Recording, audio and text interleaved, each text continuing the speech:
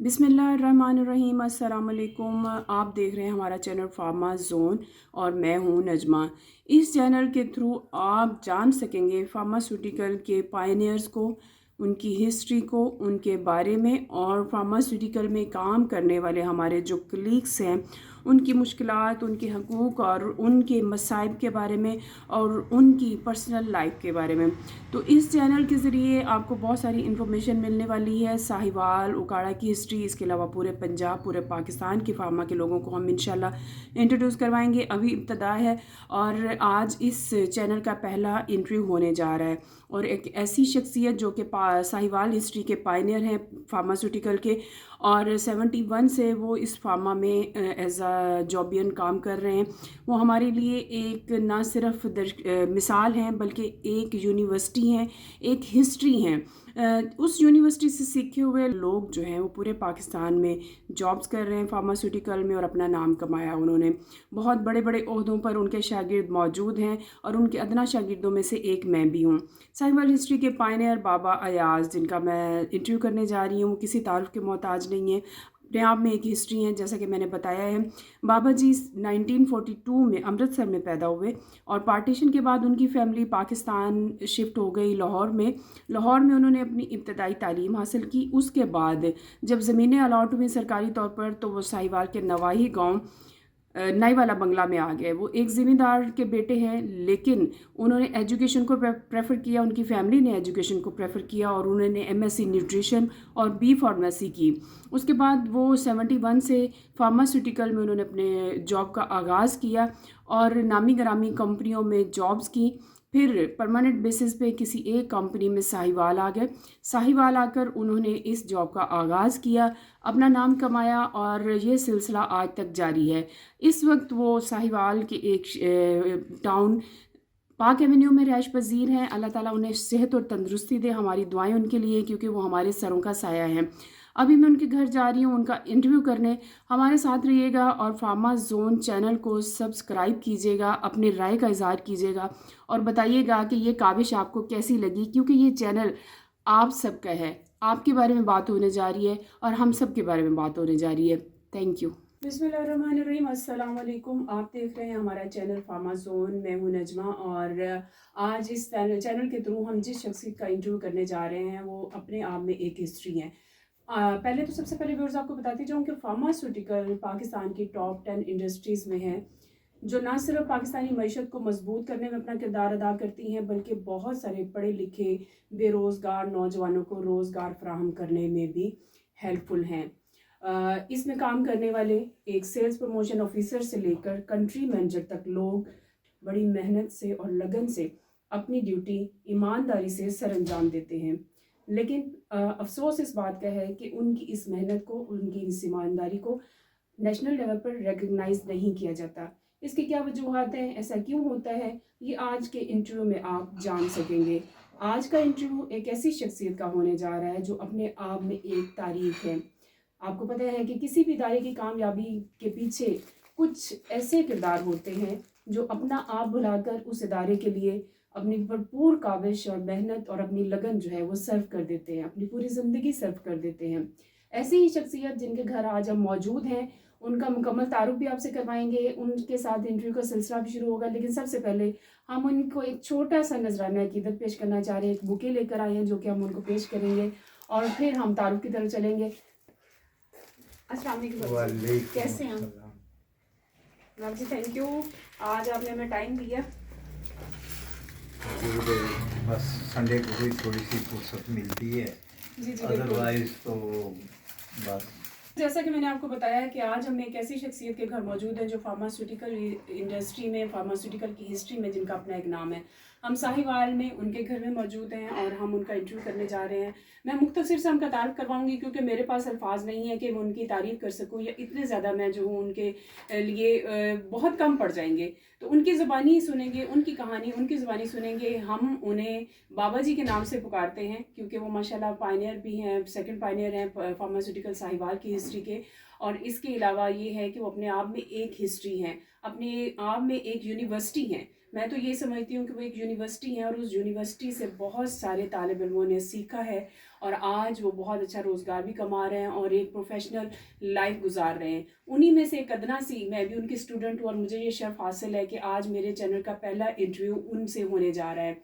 और मैं उम्मीद करती हूँ कि आप इस चैनल को सब्सक्राइब करेंगे और जब इनका इंटरव्यू सुनेंगे तो आप बहुत कुछ सीखेंगे। तो चलिए हम बढ़ते हैं उनकी जानिब और इंटरव्यू का स्टार्ट करते हैं। अस्सलाम वालेकुम बाबू जी। वालेकुम सलाम। कैसे हैं बाबू जी? अल्लाह का शुक्र है, मुझे ठीक है आप? अल्लाह का शुक्र। बाबू जी, हम सारे जो हमारे कोलीग्स हैं उन्होंने रिस्पेक्टफुली आपको नाम बाबा जी का दिया हुआ है, बाबा फार्मा।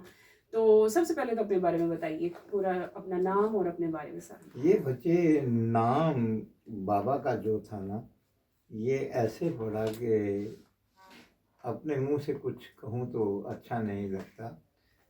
वो जवानी का एक वक़्त ऐसा होता है कि उसमें आदमी की सोचें कुछ और होती हैं। तो सर्विसेज हॉस्पिटल में उस वक़्त ग्लेक्सो की तरफ से रिप्रेजेंटेटिव काम कर रहा था। तो कुछ लड़कों ने स्टाफ नर्सेस को जाते हुए कमेंट्स। Sorry, wait minute. नहीं, आज ये तो अच्छा, वो बचपन में ही ना मुझे गांव में अक्सर, नाम तो मेरा वालिदैन ने महमूद रखा था, तो अयाज बचपन से महमूद। ही सिर्फ महमूद अच्छा, रखा सिर्फ था। महमूद से। तो महमूद रखा था, तो वो ऐसे हुआ कि मेरे एक टीचर थे रिस्पेक्टेड, अनवर फ़ानी, अल्लाह ताला उन्हें जन्नत अता फरमाए। वो मुझे यहाँ से पकड़ के यूं हिलाया करते थे और कहा करते थे कि महमूद फिर बनेगा, पहले आयाज बन।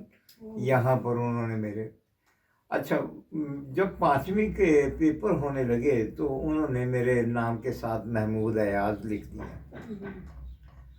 करते कराते गांव से निकला, बटाला स्कूल में आके मैट्रिक किस किया। गांव में थे आप?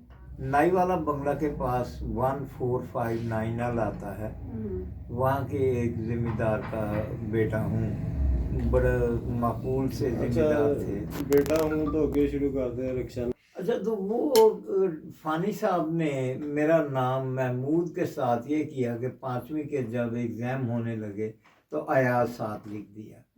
अक्सर कहा करते थे मुझे कि महमूद फिर बनेगा, पहले अयाज बन। तो वो करते कराते ये हुआ कि अल्लाह ताला ने एहसान था कि कुछ वो जो शाइन से लड़के होते हैं ना, उनमें मेरा ताल्लुक आ जाता था। तो 5वीं में से वजीफ़ा आ गया। अब 8वीं का स्कॉलरशिप जब आया तो उसके बाद फ़ानी साहब ने ज़िद एक पकड़ ली कि तुम ये ज़िम्मेदारा मुस्लिम हाई स्कूल को छोड़ के बेहतर है कि शहर के किसी स्कूल में पढ़ो। अच्छा। उन्होंने ही मुझे चिट दी और मैं बटाला स्कूल में गुलाम मोहम्मद आसम होते थे, उनके पास आया। उन्होंने मेरा टेस्ट भी लिया और टेस्ट लेने के बाद कहने लगे हाँ, इस काबिल हो कि बटाला में पढ़ सको। तो वो बचपन से एक आदत थी कि बेसाख्ता मेरे मुंह से एक दफ़ा डेरे में ही बैठे हुए, वो बैठा हुआ था हमारा, उसको दादा दादा कहते थे। तो मैंने उसे कहा, मैंने कहा दादा यार एक इज्जत कराने का राज दे दस। कहने लगा कि वो तो गल ये है कि मुँह एक लफ्ज़ ना बोली, पिंड दी कोई भी कुड़ी छोटी है वड्डी है तुरी जाती है सिर ते हाथ फेर दिया कर, अल्लाह देख तेनू इज्जत किस तरह देता। अच्छा, वो अभी मैं 8वीं में ही था तो 8वीं में ही मेरा नाम पड़ गया बाबा। अच्छा। कि जैसे बाबे आती जाती बेटियों को और बहनों को प्यार करते हैं या उनके सर पे हाथ फेरते हैं, तो ये वो नाम ही बाबा। अच्छा, वो हुआ ये कि महमूद की बजाय मुझे गांव में अक्सर मूदा कह के बुलाते थे। तो जिस किसी ने कहना उसने कहना मूदा बाबा आंदा पे है। इवन यहाँ तक कि कई दफ़ा मैंने देखा कि लड़कियाँ कहीं पर इकट्ठी हुई हैं तो मैं आ रहा हूँ तो उन्होंने कहना मूदा बाबा आंदा पे, फटाफट चल चिड़का पै जाएंगी। तो वो कुछ अल्लाह ताला ने उस वक़्त से ही रिस्पेक्ट दे दी। यानी जवानी में बुजुर्गी नसीब हो जवानी में बुजुर्गी नसीब। अच्छा, होते होते ये हुआ कि मैं पढ़ने के बाद यहाँ से साहिवाल से फारग हो के लाहौर चला गया। बी फार्मेसी 70 में की। अच्छा। करने के बाद अभी रिजल्ट नहीं आया था, तो गिलेक्सो में यहूदी उनके एक डायरेक्टर होते थे, होमी संजाना, वो कहने लगे कि जी अगर एचओडी आपके बारे में ये सर्टिफिकेट दे दे कि आप बी फार्मेसी में से पास हो जाएंगे, तो हम आपको अभी से अपॉइंट कर लेते हैं एज ए मेडिकल रिप्रेजेंटेटिव। अच्छा बाबू जी, माजरत जी मैं कट करना। अच्छा, ये तो थी आपके बचपन से लेकर आपकी तालीम हासिल करने तक का एक सफ़र। उसके बाद अपने अपना जॉब करियर शुरू किया और वो आपने फार्मा से शुरू किया। तो मैं ये पूछना चाहूँगी कि आपने यही जॉब कब, क्यों और कैसे चुनी? ये जॉब चुनी ऐसे गई कि बी फार्मेसी में से जब रिजल्ट आया तो मैं गोल्ड मेडलिस्ट था। अच्छा, ज़बरदस्त। और उस वक़्त एक सिंधी डायरेक्टर होते थे जो सॉरी डायरेक्टर ने सेक्रेटरी हेल्थ होते थे लाहौर में, तो बरगज़ई कुछ इसका किस्म का उनका नाम था। अच्छा। तो इंटरव्यू देने गए तो मुझे उन्होंने सवाल किया, तो कहने लगे कि जी ये आप के वालिद साहब क्या काम करते हैं? मैं जी वो एक क्लर्क हैं। वालदा? मैं कहा जी वालदा मेरी टीचर हैं। तो कहने लगे आप ऐसे करें कि साथ वाले कमरे में फलां साहब बैठे हैं, उनसे ज़रा मिल लें, उसके बाद आपका इंटरव्यू हम करेंगे। मैं उन साहब से मिला जाके, उन्होंने मुझे तारुफ ही अपना इस तरह कराया कि मैं यहाँ का ऑफिस सुपरडेंट हूँ, अगर आपके पास 50,000 रुपया है तो आप इंटरव्यू के लिए क्वालिफाई करते हैं। अच्छा। तो वो मैंने पूछा जी ये 50,000 रुपये गवर्नमेंट की कोई फीस है या क्या है? कहते जी ये साड़ी चाह पानी होंगी है। अच्छा। तो मैंने कहा जी वो मेरे बाप ने ना सारी उम्र किसी को दी, ना मुझे आदत डाली, ना मैं। फिर कहता जाके प्राइवेट नौकरियां करो, फिर इथे की लैन आए हो। अच्छा, वो गिलेक्सो में मेरा वो हो चुका हुआ था थोड़ा सा सिस्टम सा, तो मैंने एक तो जो जवान खून और दूसरा वो उस वक्त डिसीजन जो होते हैं वो इंसान और तरीके के लेता है। मैंने आके तो इसको गिलेक्सो को ज्वाइन कर दिया। गिलेक्सो को 5-7 साल किया, उसमें भी इसी तरह हुआ कि ये किस सन की बात है बाबू जी? 70 में 71 से लेके 76 तक मैंने लाहौर में डिफरेंट हॉस्पिटल्स में और डिफरेंट कंपनीज में काम किया। अच्छा। जिसमें गिलेक्सो में मेरे दो साल ही लगे, लेकिन वो कुछ उससे मेरी बात नहीं बनती थी होमी संजाना से जो डायरेक्टर थे। तो मैंने फिर उसके बाद वायथ ज्वाइन कर ली।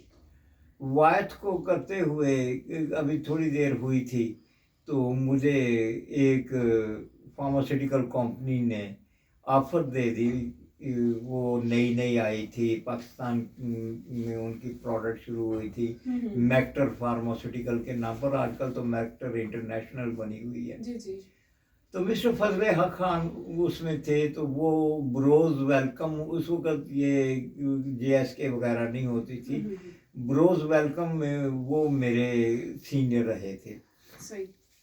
उन्होंने मेट्रो को डायरेक्टर ज्वाइन किया तो वो मुझे कहने लगे कि यार साइबर हैंडल कर लो जाके, एक तो घर पहुंच जाओगे, होम टाउन है तुम्हारा, दूसरा ये है कि वहाँ पे आप अपने आप को एडजस्ट कर लोगे। तो मैं यहाँ पे आके मेट्रो को ज्वाइन कर लिया। जब मैंने मेट्रो को ज्वाइन किया तो मुझे पता चला कि मुझसे पहले भी एक यहाँ पर सीनियर पर्सन है। मैं एक खामी कह लें या जो विरासत में आई बात कह लें कि अपने सीनियर की रिस्पेक्ट को मैं बड़ा एक अपने लिए ऑनर समझता हूँ। मैं चुगताई साहब को घर मिलने गया, उनके घर जाके मिला। उन्हें कहते साहिबाल दूसरा मेडिकल रैप ही आ गए हैं।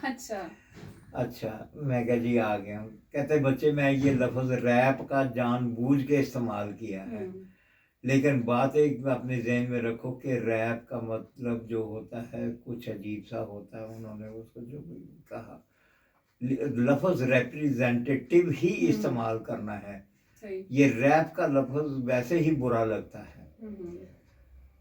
अच्छा, हम दोनों मिलके काम करते थे, मुझे गाइड वो किया करते थे। बहुत सी जगह पर उन्होंने मुझे बताना कि इनसे ऐसे और ऐसे मिलना है, यूँ मिलना है, डॉक्टर के साथ ये डॉक्टर की नफ्सियात को इस तरह पढ़े। एक बात कहूँगा कि उस वक़्त डॉक्टर्स में एक चीज़ होती थी, एक क्वालिटी होती थी, और फार्मास्यूटिकल में भी क्वालिटी होती थी कि मेरे एक ट्रेनिंग मैनेजर के.एस. मंजर, अल्लाह ताला जन्नत अता फरमाए, वो कहा करते थे अगर प्रोडक्ट पर आपको कमांड नहीं तो इसका मतलब आप प्रोडक्ट के साथ गुनाह कर रहे हैं। बहुत अच्छा वक्त गुजरा, बहुत प्यारा वक्त गुजरा। आहिस्ता आहिस्ता करते करते ये हुआ कि यहाँ पर रिप्रेजेंटेटिव्स बाद में कंपनी ने इंस्टॉल करने शुरू कर दिए। मैं यहाँ पर एक क्वेश्चन ऐड करना, पूरा नाम क्या था? चुगताई साहब का पूरा नाम मुझे अब याद नहीं अच्छा, आ मुझे रहा। चुगताई साहब के नाम से ही। जी, वो कहते वो चुगताई थे, तो नाम आप उनका। दोनों के अलावा उस वक्त कोई और भी रिप्रेजेंटेटिव थे? उस वक्त नहीं थे। अच्छा, उसके बाद जब हम डॉक्टर कितने थे? उस वक्त डॉक्टर टोटल यहाँ पर 6 थे, अच्छा, जिनमें एक सुल्ताना उनके नाम के साथ लगता था, पूरा नाम तो नहीं मुझे याद, वो मैटरनिटी हॉस्पिटल में होती थी। अच्छा अच्छा, MBBS थी वो। अच्छा, फिर उसके बाद पहला यहाँ पर जो डॉक्टर किसी चीज़ की स्पेशलाइजेशन में आए तो वो महमूद आलम के नाम पर थे। अच्छा अच्छा, सही। वो उस वक़्त FRCS थे फिजिशनरी में, तो रहे तो थोड़ी देर, लेकिन वो फिजिशनरी में रहे। उनके जाने के बाद बंदे अली सैयद नाम पर एक फिजिशियन आए और उन्होंने बहुत नाम पैदा किया। वो उसमें एक क्वालिटी थी बंदे अली सैयद में कि वो पूरा हफ्ता काम करते लेकिन संडे को वो किसी को ना मिलते। अगर कोई पेशेंट चला भी जाता और कोई कैजुअलिटी भी होती तो आज़राए मजाक वो कहा करते थे कि यार 7 दिन तो आप लोगों के, 8वां तो मेरी बीवी को दे दिया करो। लेकिन वो बहुत लर्नर्ड, बहुत अच्छे।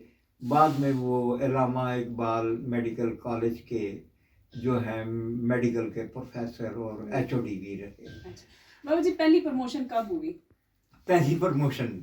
पहली प्रमोशन मेरी जो है वो 73 में हुई। अच्छा। और 73 में मुझे उस वक़्त एरिया मैनेजर का लफ्ज़ नहीं इस्तेमाल होता था, उस वक़्त डेजिग्नेट किया कहते थे उसको सुपरवाइज़र।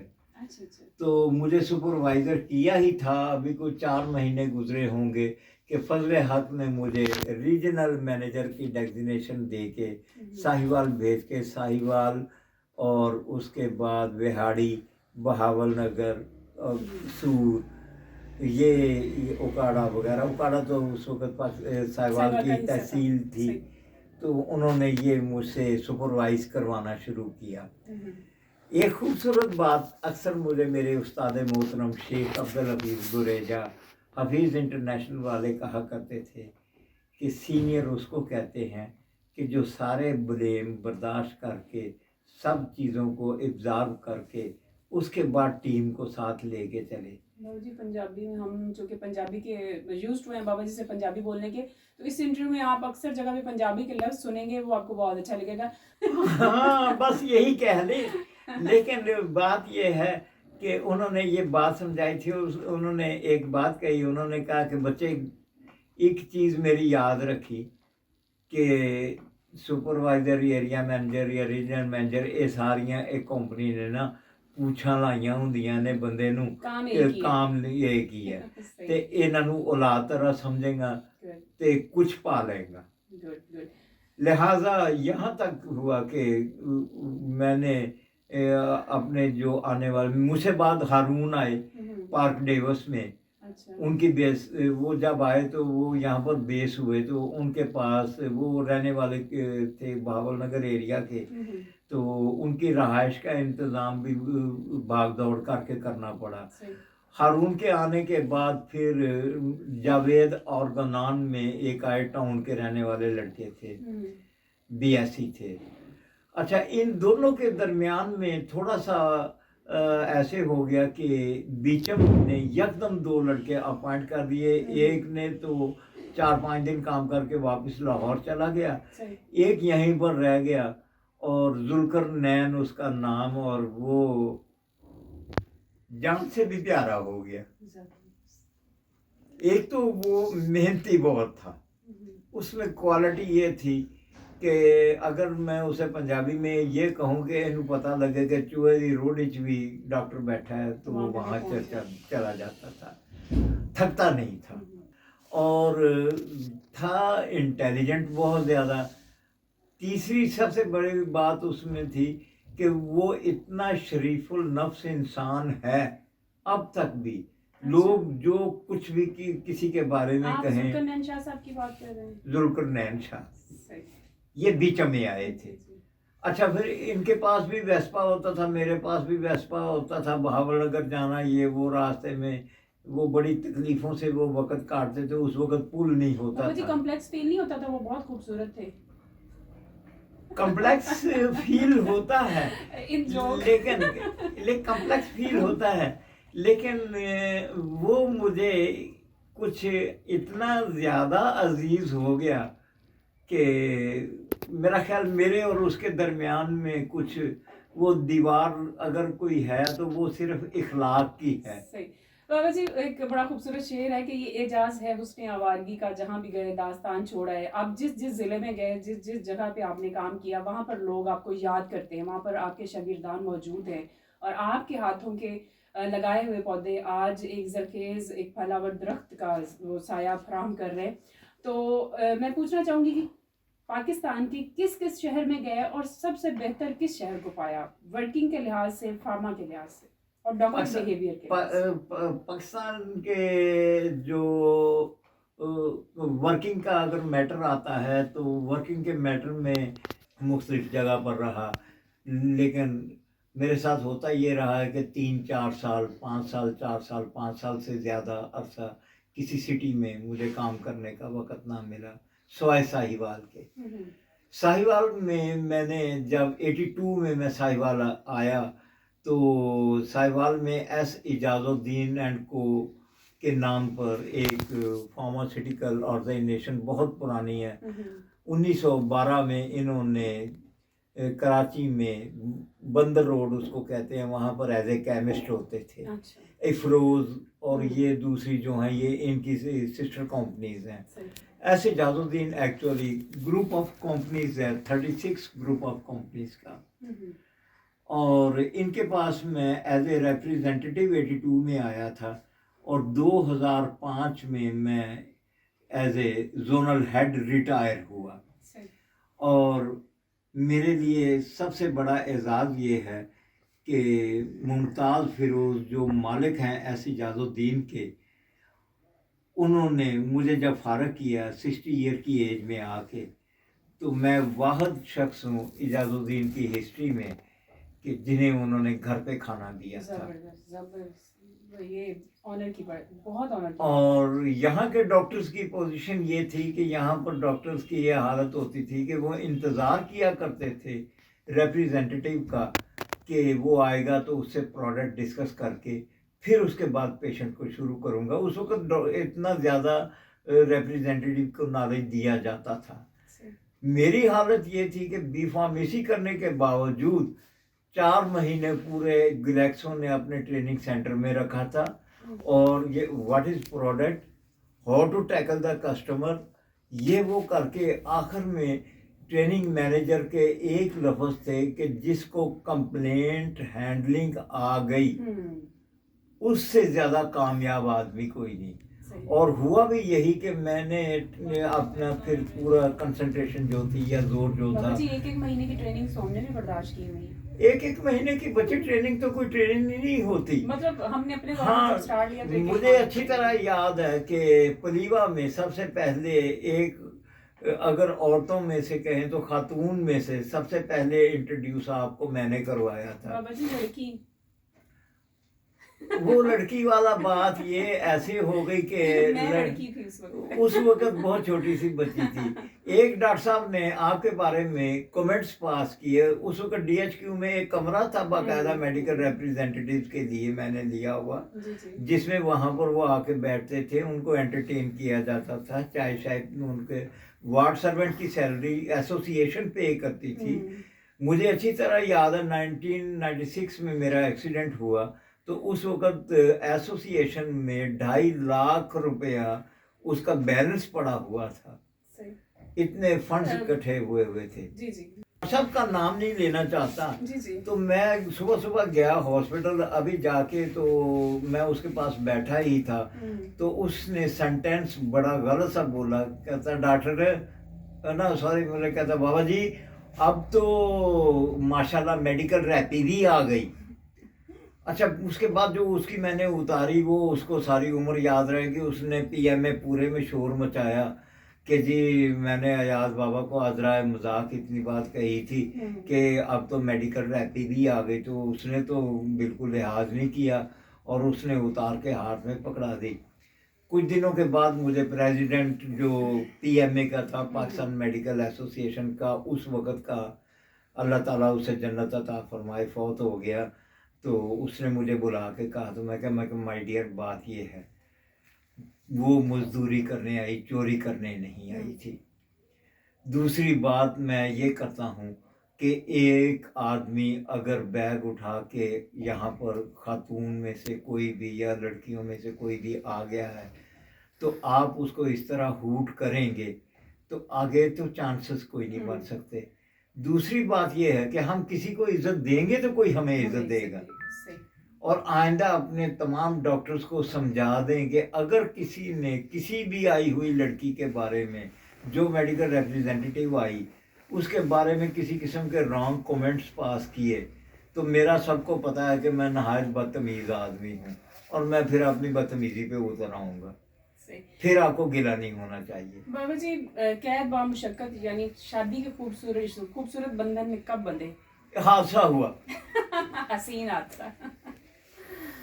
मैं उसे बिल्कुल नहीं जानता था, वो मुझे बिल्कुल नहीं जानती थी। सही। और ना मुझे पता था ना उसे पता था। और हमें पता उस वक्त लगा कि जब घर से हम चले तो बाप गाड़ी में माँ बैठी हुई है, बाप बैठा हुआ, चचा बैठे हुए हैं, साथ मुझे बिठाया गया। बाद में पता चला जी कि तुम्हारी शादी है।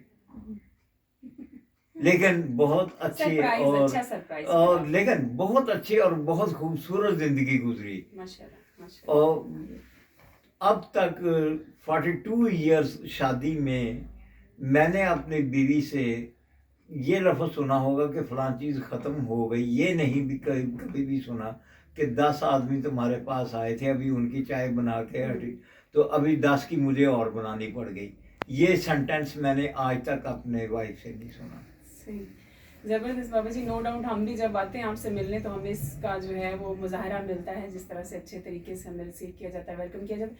बाबा जी, फार्मास्यूटिकल शुरू से लेकर अब तक आपने चूँकि हमसे ज़्यादा वक्त गुजारा है, इसमें आपने बहुत कुछ देखा है, कैसा पाते हैं उस वक्त के में और आज के वक्त में? क्या बेटा बात यह है कि उस वक्त ये होता था कि फार्मास्यूटिकल कंपनी का एक स्टैंडर्ड होता था, वो वेल क्वालिफाइड पर्सन्स लेते थे, मिनिमम ग्रेजुएट लेते थे, इससे कम नहीं लेते थे। फिर उनकी कोशिश ये होती थी कि मैक्सिमम मेडिसिन का बारे में जितना वो पढ़ा सकते हैं वो पढ़ाएं। मॉडल डिटेलिंग होती थी, एक को डॉक्टर बनाया जाता था, एक 2-4 ऑब्जर्वर बैठा करते थे और फिर वो डिटेल किया करता था, फिर उनका एनालिसिस होता था, फिर एक शीट बना करती थी हर हफ्ते में कि उसमें कंपैरिजन शीट में कि मैं फलां जगह पर मुझसे ये गिल्टी हुई है, मैं यहाँ पर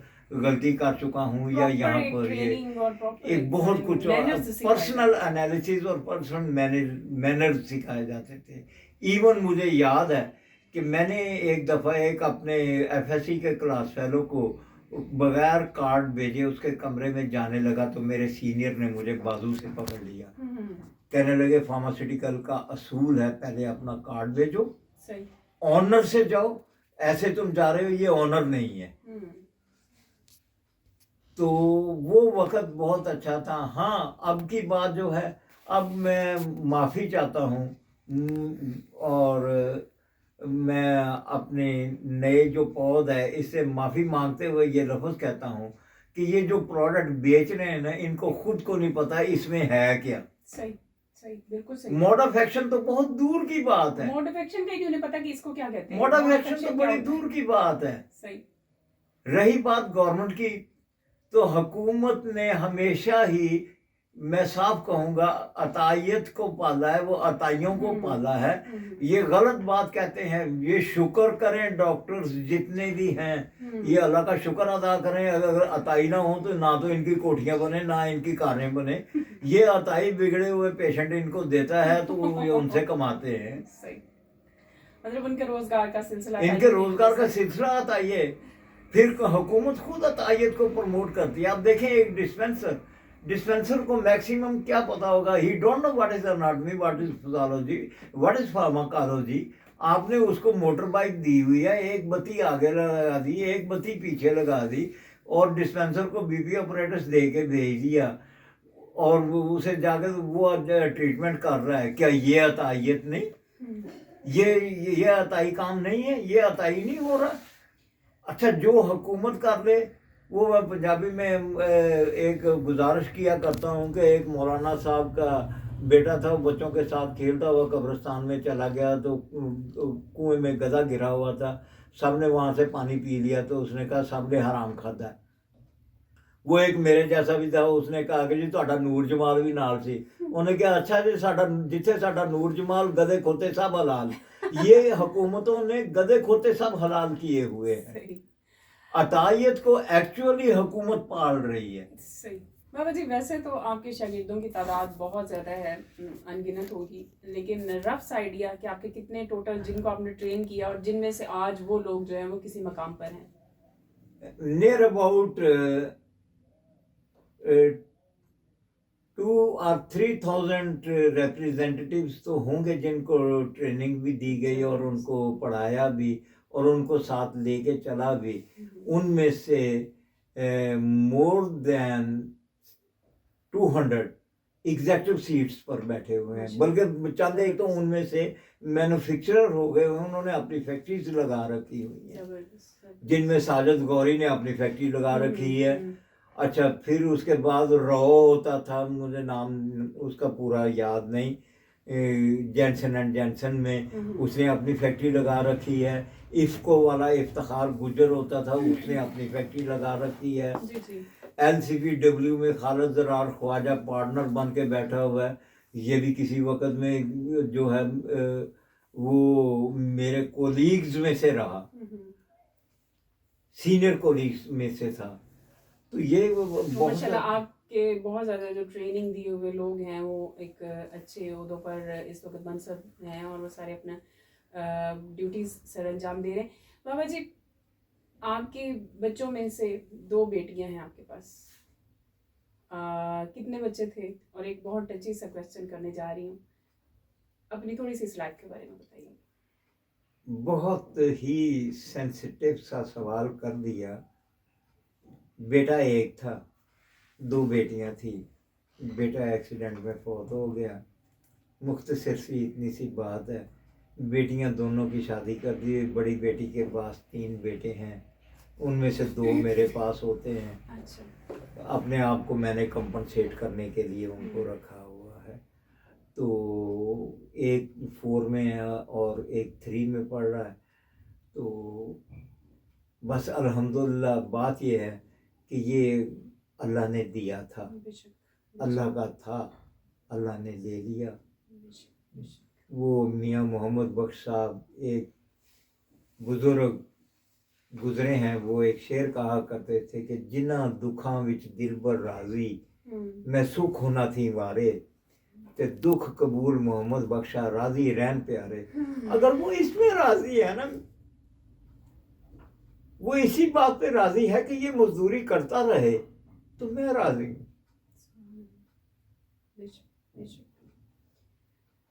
बाबा जी, फार्मास्यूटिकल मैं आपको थोड़ा सा चेंज करूँ मूड, व्यूअर्स आपको बताती चलूँ कि बाबा जी एक ऐसी शख्सियत है कि जहाँ भी बैठते हैं अपना रंग जमाते हैं और अपने साथ मौजूद लोगों के चेहरों पर मुस्कुराहट का बायस बनते हैं।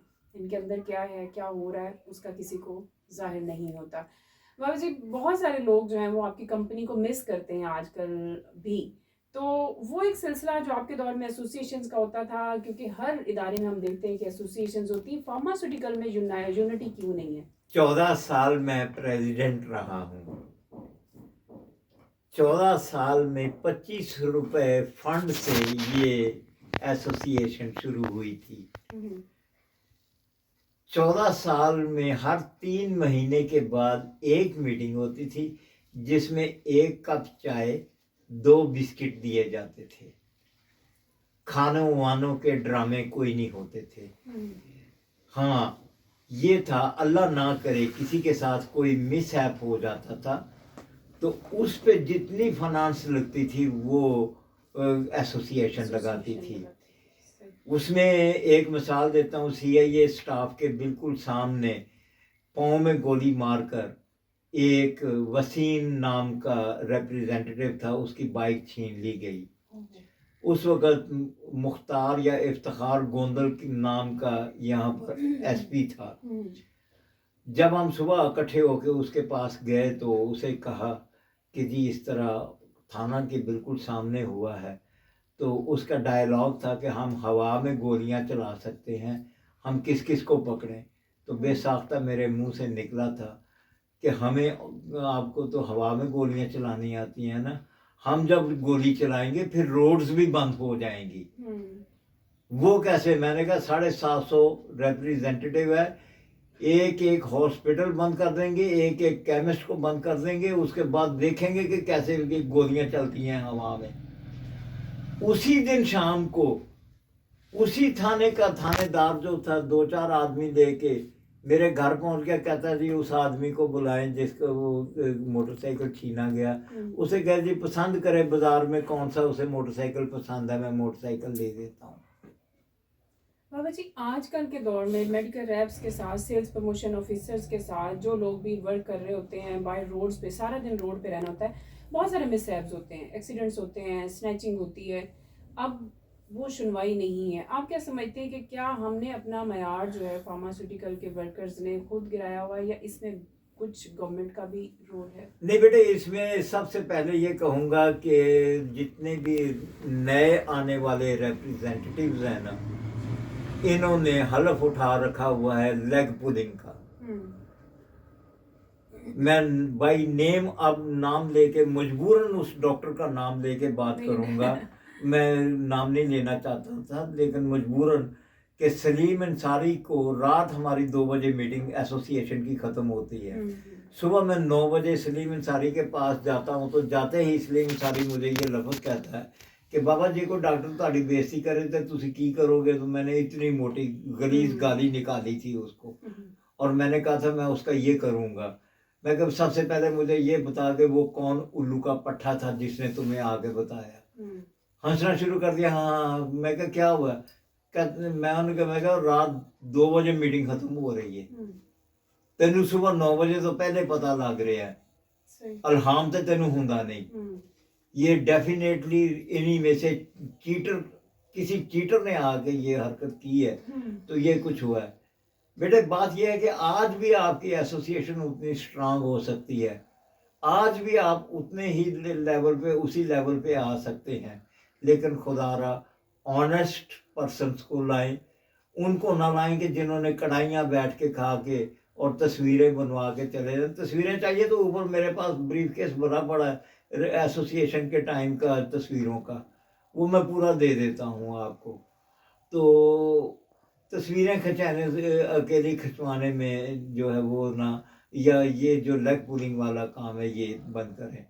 एक रिप्रेजेंटेटिव, मैं नाम नहीं लेना चाहता उसका, मैंने अपनी आंखों से देखा वो अपने बैग से डस्टर निकाल के डॉक्टर की मेज साफ कर रहा था। तो मैंने उसे ये कहा था कि उल्लू के पट्टे, एमएस से मेरे इतने ताल्लुकात हैं कि तुम्हें मैं वार्ड बॉय लगा दूँ, तो मैं ऐसे करो कि तुम इसको बैग को छोड़ो और वार्ड बॉय लग जाओ, आओ मेरे साथ, मैं अभी तुम्हारे अपॉइंटमेंट करवा देता हूँ। सही, यानी अपनी डिग्निटी को खुद इन्होंने गिराया। दूसरी तरफ डॉक्टर भी अपने चेयर से 3 फुट नीचे चला गया। हर वो काम जिसको ज़मीर ना मानता हो वो डॉक्टर्स ने पकड़ लिया। और आप बहुत अच्छे तरीके से जानती हैं मुझसे क्यों करवाना चाहती हैं। मैं तो पहले बहुत बदनाम हो चुका हूँ इन लोगों में। तो ये तो लोग कहते हैं कि फलां का क्लिनिक किसने बनाया, किसको नहीं पता। फलां के क्लिनिक पे काम करने वाले स्टाफ को फलां कंपनी सैलरीज देती है, किसको नहीं पता। फलां कंपनी जो है वो उनके बिजली के बिल पे करती है, इवन घर के बिल पे करती है, किसको नहीं पता।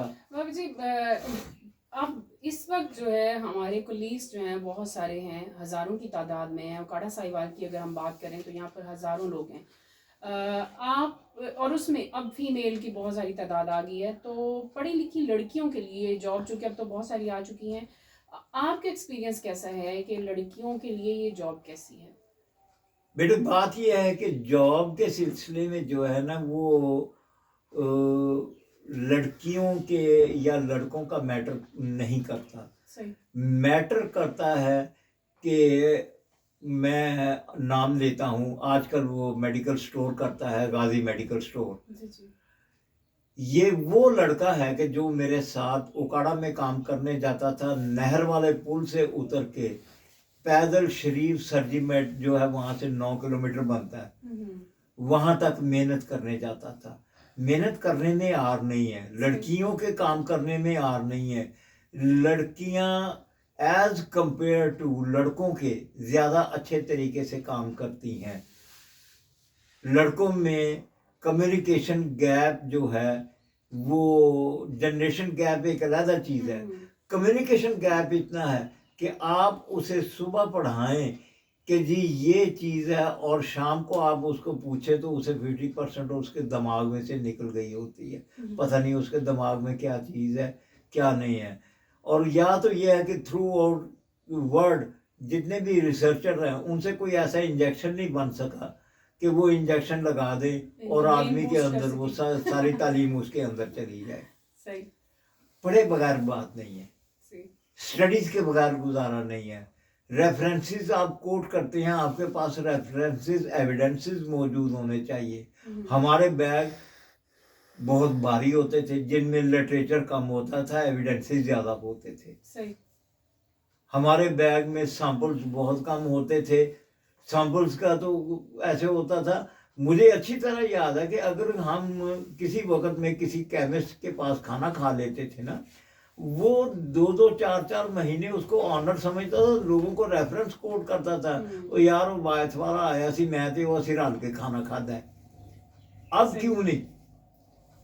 अब तो बाबा जी अब तो बिल्कुल रिस्पेक्ट नहीं रह गई। मैं नहीं, साफ क्यों लफ्जों गई? में ये कहना इसमें चाहूंगी कि अब तो फार्मास्यूटिकल मेडिकल रिप्रेजेंटेटिव को देखकर डॉक्टर छुप जाते हैं और अवॉइड करते हैं मिलने से। बेटे आप क्यों? किसको कसूरवार समझते हैं इसमें? कंपनीज को? कंपनीज को 100% कंपनीज को 3 दिन की ट्रेनिंग दी, 2 दिन की ट्रेनिंग दी या लिटरेचर याद करवाया। ट्रेनिंग भी आ जाते हैं लोग जी, विदाउट ट्रेनिंग भी बहुत ज़्यादा आते हैं। मैं आपको एक बड़ा शानदार इसी मामले में सुनाता हूँ कि हिल्टन फार्मास्यूटिकल में मिस्टर नवाज अंजम नाम का आया लड़का, साहिदा बदर अल्लाह ताला जन्नत अता फरमाए, उस वक्त ज़िंदा थी, कुछ लेडी डॉक्टर्स भी बैठी हुई। नई प्रोडक्ट आई थी ट्रांसमैनिक एसिड में, तो उसने लिटरेचर यहाँ किया हुआ और उनको सुना रहा था। तो साहिदा बदर ने इंटरप्ट किया कि ये थ्रैम्बोटिक एम्बोलिज्म तो नहीं काज करते।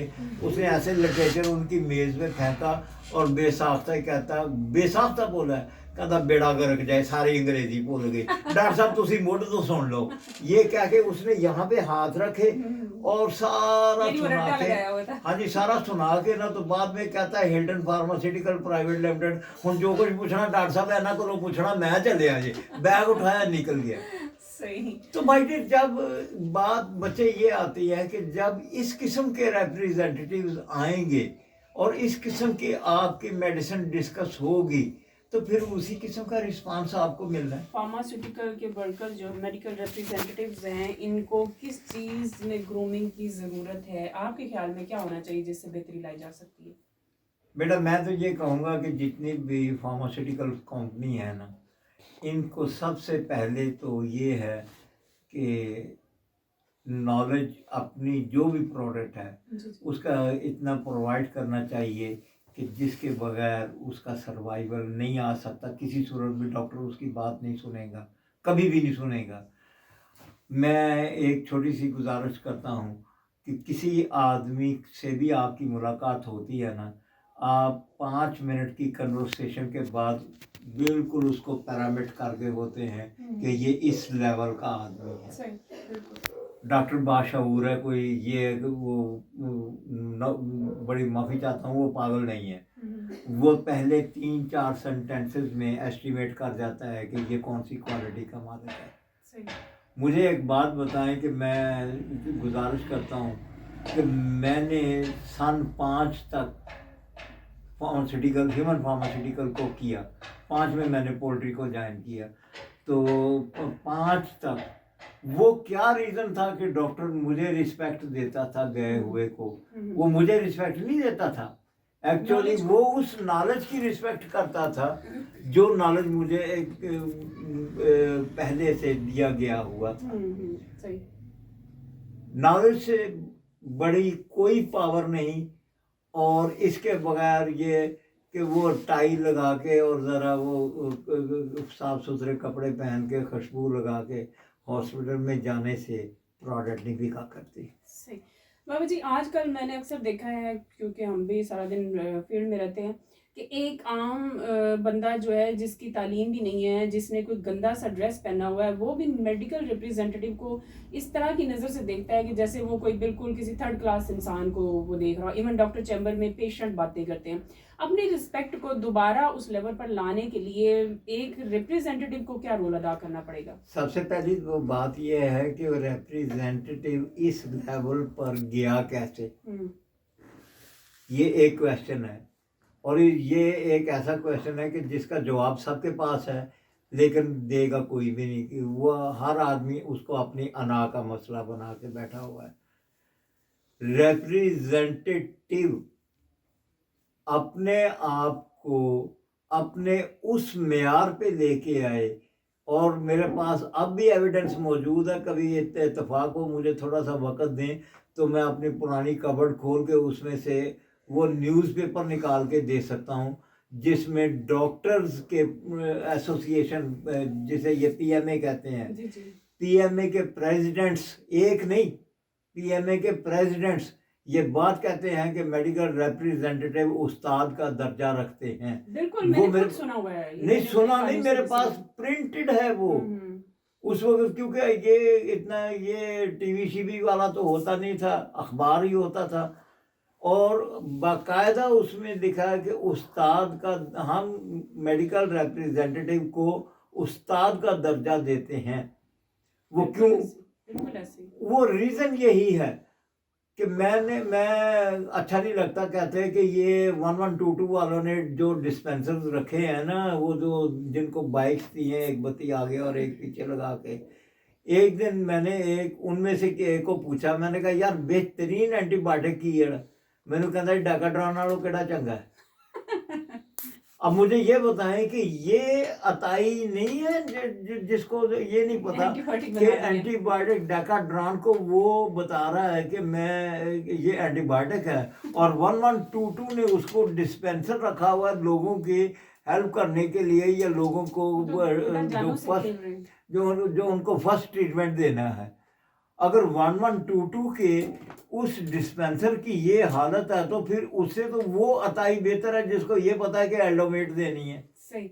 बाबा जी, गवर्नमेंट हमारे लिए क्या कर सकती है? क्योंकि मैंने देखा कि हर एसोसिएशन के लिए कुछ नहीं कर सकती, गवर्नमेंट ने करना भी नहीं है। वो इसलिए नहीं करना, ये प्राइवेट सेक्टर में है। वो कहते हैं जी ये पेन प्राइवेट सेक्टर की है, पेन प्राइवेट सेक्टर इसको जो है वो डील करे, हमने नहीं करना, और वो नहीं करते। बाबा जी, आप क्या सजेस्ट करेंगे, क्या पैगाम देना चाहेंगे इस वक्त के? मेरा पैगाम तो सिर्फ एक ही है, एक दूसरे की टांगे खींचनी बंद करो यार। एक दूसरे पे कमेंट्स पास करने बंद करो।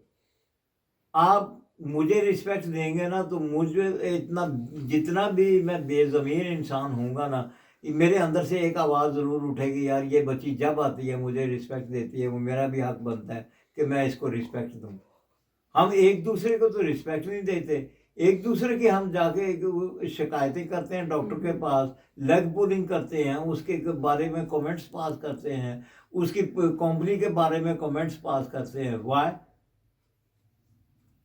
मुझे अच्छी तरह याद है कि एक डॉक्टर ने सिर्फ एक कंपनी को, ऑर्गानॉन की कंपनी के रिप्रेजेंटेटिव को कुछ फाउल लफ्ज कहे थे और हमने जाके डॉक्टर से सिर्फ इतनी बात कही थी कि आपको ये जेब नहीं देता, और उसने कहा था कि जी तुसी ये एडी गल है तो मैनू छड्ड दियो, तो उसको सबने छोड़ दिया था।